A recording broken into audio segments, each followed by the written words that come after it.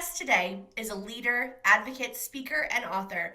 She empowers people to fully accept and love themselves through her self worth pillars approach, which focuses on creating mental, physical, financial, and spiritual harmony. She helps entrepreneurs overcome limiting beliefs, dealing with life's curveballs, developing new problem solving strategies, building stronger and healthier relationships, and creating more energy. Please welcome Miss Rena. How are you? Oh my goodness. Oh well, thank you.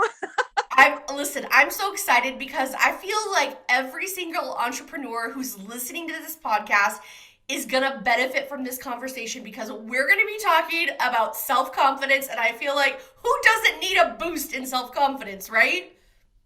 Absolutely. It's 100%. We always need that encouragement. So I'm more than happy to serve in this way. Absolutely. So I know many people say that the best personal development you could do is, starting a business. Of course, it takes confidence to do that because you got to be brave to jump into the pool and start that business. But we probably need even more confidence when we're building that business. Can you explain exactly what confidence is for small business owners? Yeah, for sure. I think what I believe what confidence is, this is not a head knowledge, but a heart transformation, a heart knowledge of your worth and your value. So believing within yourself that you are capable and you are worthy a life of your dreams and you can actually create that isn't just for staying in the head. It's really dropping into the heart and then it being offered that way. That's what I believe self-confidence can come from. And then it gets activated as you walk it out. I love that. I think that's so true. And so many of us, like, we kind of jump into this entrepreneurship journey kind of like winging it. And so I feel like confidence is such a huge thing because there are times when you are just like in the slog and you're like, I need a boost. I need a boost. So, how do you feel that our level of self confidence is evident in the level of where our business is at? Oh, that's a good one. Well, let me be very transparent. When I first started out my salon business, I knew nothing. I was a baby. I call it a baby. I just was going on faith, believing that I could create something. So my self confidence actually was very, very little. Like I really had to get the support system, the mentors and the coaches in place to help me kind of step into the role of a CEO rather than I'm okay with just living, kind of behind the limelight, living small. Here's my little business, but I can. So I really did struggle with self confidence at the beginning, and it was really a step at a time. And how it reflected in my business? Well, it reflected through my income, where my income was at, and I was really quite. I was quite okay with just taking a little bit, and I was quite okay with working really long hours, feeling like, oh, well, this is the way that I should show up in the world and in this way. But actually, it kind of backfired. So that is a pure reflection, and self confidence kind of developed as I grew the business. To be quite transparent.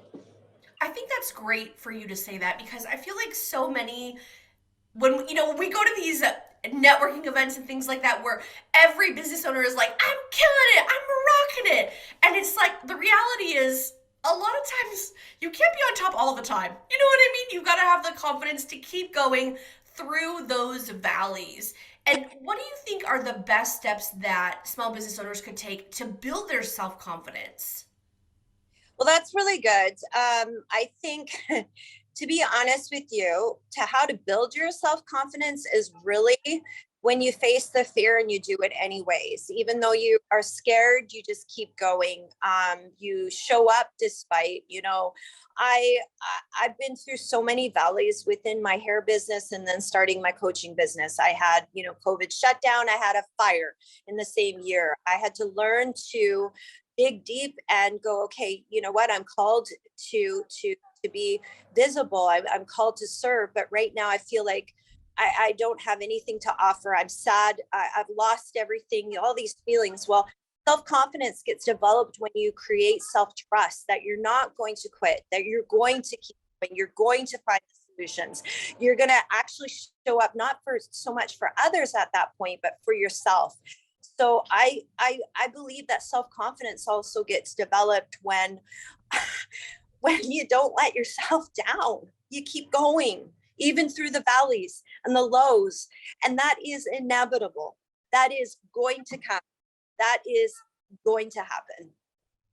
And I think too, if you are not planning for the valleys, because I don't think that's possible, but what do you think are some things that somebody could do? Because if you know that things are coming, it's much, much easier to Yeah. plan ahead for it. So, Yeah. what are like some Yeah. actionable things that we could do to like prep ourselves ahead of time, knowing that we might not be there right now, but we know eventually it's going to happen? And what's the way to get out of it faster, I guess? Yeah. Yeah, that was a really good question. I think they're going to happen. So what I would say and suggest really is creating a reservoir is like how I coach my clients, is like creating the mindset, creating the structure, the mindset, a reservoir of a well that is already in place. So when the challenges come, which they will, we're always going to have them, because there will always be actually another level to attain. So the challenges are going to show up in their life. It's not like we're trying to manifest them. They just are. And so creating the mindset, creating the well, just committing to thyself, committing to self-love, committing to the commitments of mindset work, personal development, spiritual development, creates that like I shared with you, a well. So when they show up, you're coming from that place, you're pulling from that place. So instead of, when it shows up, you do feel it. I mean, I'm human, and all of us women are human, but we're able to bounce back a lot quicker than just going into a hole and giving it up. The bounce back will progressively get easier and easier, if that helps.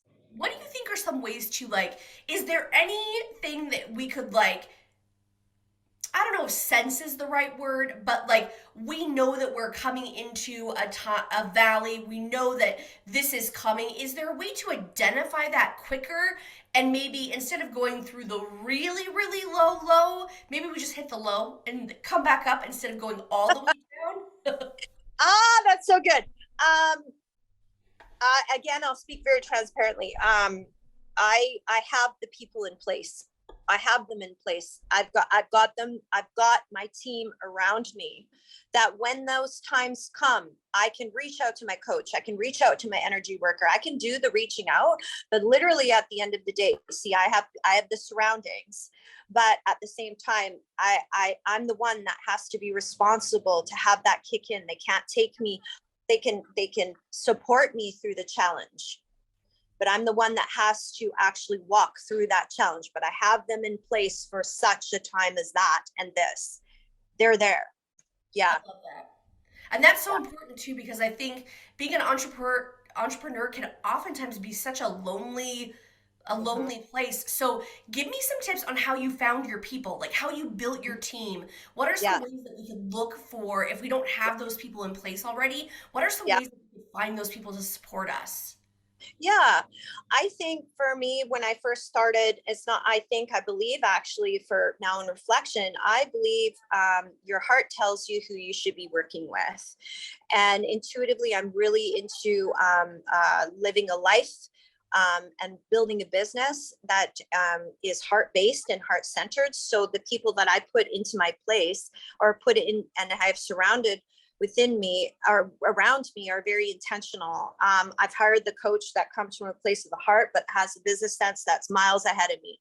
I create my team to be steps ahead of me, not behind me. I need for them to be in those places. So I'm going upwards. And so it's all heart based. I feel through conversations when we have calls. If I hire them, it comes from that place of the heart, and then I know I've done the correct hire. And I've had the same coach since I started in 2016, and I also have additional coaches that have come into, because I've developed and I've moved along the way. So I believe in advisors, coaches, financial advisors. I believe in the bookkeepers. I believe in the team that is built from the place of the heart. Intuitively, you know who they should be. I think that's so great because there's so many people that I meet that don't even have an accountant yet. And they're like, I don't even know how to hire that person. And really Yeah, making sure that that person is, like you said, so many steps ahead of you so yeah, they can potentially prevent you from making mistakes yeah. or falling into pitfalls that you don't even know are there because we don't know what we don't know. And so those guides can help That us ahead of time and maybe even prevent some costly mistakes or some costly errors that we don't even know that we could make. 100%. Wow, that's so well said. That's so well said. They're way ahead of us. I love that. But it's also letting, I think through the interview process, because I say it's us interviewing, like, asking the questions is really humbling ourselves and really, coming from that place of not letting the head so much run the show and the ego, but coming from the place of the heart and just recognizing, can I receive from them? Can I be taught from them? And do I have the ability to posture my heart in a way that is able to receive from this person? You know it, I know it. And that's inevitably, that's success to me. That really is success to me. How do you think is the best way? Because I know that there's so many of us that are so used to like doing everything ourselves. And when we look to hire someone, what are Mhm. some questions that we might ask someone when we know that we need someone, but we Yeah, don't know if this person is the right person? Because I know you mentioned before about interviewing. What would yeah. be some questions that people could ask when we're on the hunt for someone? Yeah, that's really good. I always ask them, well, what's your long-term vision for your life? And what's your long-term vision for your business? And can we collaborate? Like, how do you feel about collaborating? So I actually, I don't come from a place of interviewing people in I, but a we approach. And I ask them the questions that I feel that they could, part of it is being, an elevated place. Like I'm not the expert there. Maybe they're miles ahead of me, but everyone, I want to come from a place of equality. Like, let's see if we can collaborate, work together, and it's very equal. So I guess that has set me up for success for those that are around me, because I look at them as, let's do this in an equal way. So I'll ask them questions. What's your long-term vision for your life and your business? What's some of the goals that are immediate that you want to attain within your life? And how could we make this possible to build how could you come alongside and help me with my marketing? Like, my marketing manager, she has been given to me as a gift. And I am so grateful for her, and she's become one of my closest friends. But because we started out as equals, even though she's miles ahead of her skill, I recognize who her gifting is as a person. As a person, they are speaking into your life on a daily basis. So you got to come into that place of, is this heart connection as well as their skill? I love that because we're not just looking for hard skills of can you read a spreadsheet and things like that. Yeah, It's what type of person are you? Can we yeah, get along yeah, personally? yeah, Because this journey is so, we're so entrenched together that it's like you yeah. want to make sure you have the right person, right? Oh yeah, 100%. Do you have my back? Will you have my back? Will So you have my important. back? Yeah. Hmm. Now, Yeah. I have a favorite question that I love to ask every single guest that we have on the podcast. Is Awesome. what is one piece of advice that you would give to a small business owner? Yeah. What is one piece of advice? Yes. Uh, love yourself. Love yourself enough. I Love love yourself. Yeah, that's like, I'm an advocate for self-love. So love yourself. Um, love yourself through this process. Make self-love a priority in your life. Make it self priority within your business. Always practice it. Practice it. Don't give up on it. And don't give up on yourself. Don't give up on your dreams when things get hard. Find solutions. The one piece of advice, though, that I'll always go back to is self-love. that is so inspirational. Thank Yeah. you so much because I feel like there's I mean, this is going to reach so many people that really Okay. need it. You know, there's a lot of people that are struggling right now, and I Yeah. really think that this is something that comes at the perfect time. Yeah. So, where can people find out more about you? I know you're Uh, super busy, you've got a lot going on, your travel schedule uh, is crazy, but where can people find you and follow you at? Oh, that's awesome. Well, you know what? I really desire to work with women and being as available as I possibly can. So you're going to find me on Instagram through Dare to Love Movement. And that's like I'm very extremely active on there. You can find me on Facebook, both personal and through my Dare to Love movement on my Facebook page. And I also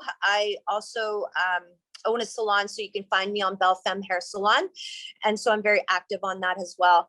Um, and I always say, please don't hesitate to reach out, because we do need support right now. We need to be there for one another. And when we are enough service, the right ones reach out, and this is how we collaborate. This is how we move us forward. This is how we show up in the world as women of calling and vision. So that's what I'll say. Mhm. Absolutely. Well, and I'll be able to link all those links inside the show notes so people have a Sure. quick reference to make sure to follow you. So thank you again so much for Ah, taking time to spend with us. I love your message. I think it's going to reach so many people, and I'm excited for oh, everybody to check out your Instagram because it's amazing. So, ah, thank you again. Yay. Thank you so much for the honor. I really, I'm very grateful. I appreciate it. And thank you again. It's been such a blessing. Love ya. Thank you.